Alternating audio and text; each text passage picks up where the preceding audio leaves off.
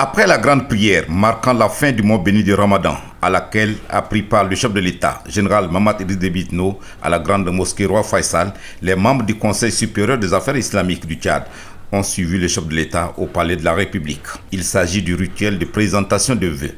Dans la conception musulmane, la fin du Ramadan est pleine de bénédictions. Aussi, elle est indiquée pour se pardonner, se dire les vérités et former des vœux réciproques. Le Conseil supérieur des affaires islamiques, qui ne rate jamais cette occasion, a par la voix de son président, Cheikh Mahamat Khatr Issa, présenté les vœux de bonheur, de prospérité et de changement dans le sens positif à la personne du chef de l'État, général Mahamat Idriss Déby Itno, à sa famille et au peuple tchadien.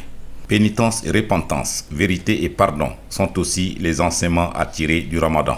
À l'occasion de cette présentation de vœux, les oulémas n'ont pas manqué de jeter leur regard sur la société tchadienne. Avec des mots inspirés des paroles divines, ils ont dépeint avec consternation les mauvais comportements qui tirent le Tchad vers le bas, invitant les Tchadiens de tous les bords et de toutes les confessions religieuses à mettre en pratique et au quotidien les recommandations divines sur l'amour du prochain, celle de la patrie et le pardon. La transition en cours que dirige le général Mahamat Idriss Déby Itno n'a pas été perdue de vue par les oulémas.